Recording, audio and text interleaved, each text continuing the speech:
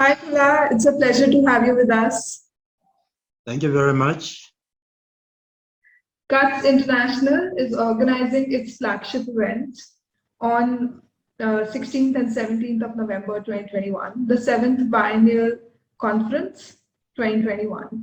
And as you are one of our esteemed speakers and someone who's had a long-term association with CUTS, I would like to ask you about what you think about the theme for this biennial and its relevance today. The theme is building blocks for an inclusive and resilient economy. Well, I think firstly, thank you to CUTS for organizing such a conference. And I think CUTS has been very proactive in bringing out issues that others are not bringing out, especially in a time such as the one that we are going through at global level. So the theme comes in very handy at a time when most businesses are sort of struggling with the COVID situation, as well as post-COVID business growth and development opportunities that are out there.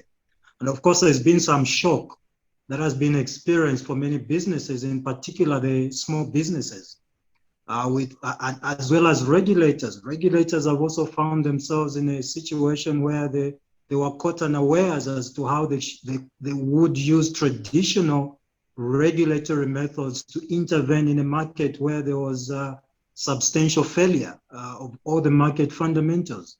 So building blocks for an inclusive and resilient economy is a theme that really comes in at a time when we need to reflect and look forward to finding methods and strategies of ensuring that our economies are sufficiently dynamic, including, of course, our regulatory frameworks, that we ought to be thinking outside the box. And so resilience is about looking for solutions that are outside the traditional ways of dealing the normal economic problems, because if we do not deal with unexpected problems, which appear to be quite frequent in the world, we would not grow our economies in the manner in which we expect them to grow. So we really have to have this inclusive approach. And when we're talking about inclusive approach, it's not the role of one regulator to really bring about that particular resilience, but it is a concerted effort that includes the civil society such as CUTS, that includes grassroots organizations representing SMEs, representing medium businesses, and of course, the big business segment themselves.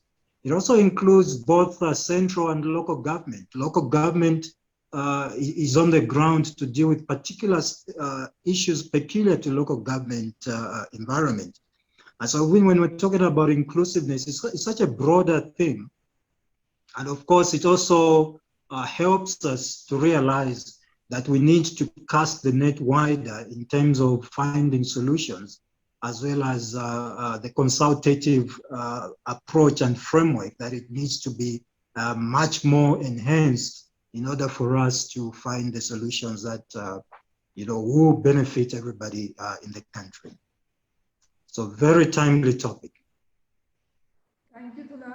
I agree with you, and that was really interesting to hear.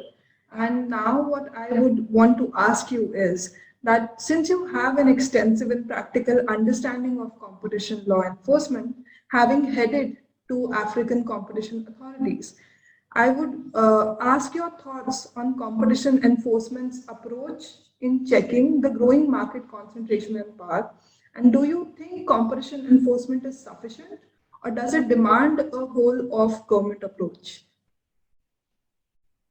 Well, thank you very much, Neil. I think when we look at the application or implementation of competition law and policy in the economy, it's not an isolated application from the rest of the developmental vision or strategy that the government may have. So competition law and policy is just a component of that strategy, a national strategy that the country would have.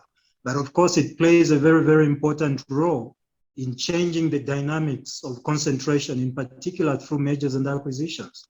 So the review of mergers and acquisitions, the review of investment that comes into the country even through the investment agency, that is also aligned to the competition principles, would also have to work out in such a way that there is some form of collaboration. Also, as you see in other countries such as Australia, you have that collaboration within the regulatory framework where they interface and share information, including the Securities and Exchange Commission, the Competition Commission, probably the banking regulator.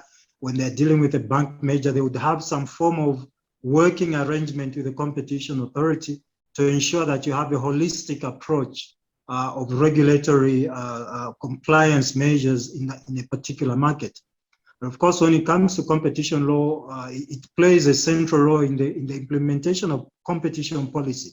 And competition policy itself is not the mandate only of a competition authority or a competition commission, but it is a broad-based government policy that touches on investment, that touches on trade, touches on so that is a holistic approach is very important, and the competition authorities themselves need to be alive to the fact that they cannot be efficient in the application of compliance to competition law without taking into account other policies that they need to take into account when making decisions, in particular those related to abuse of dominance as well as mergers and acquisitions.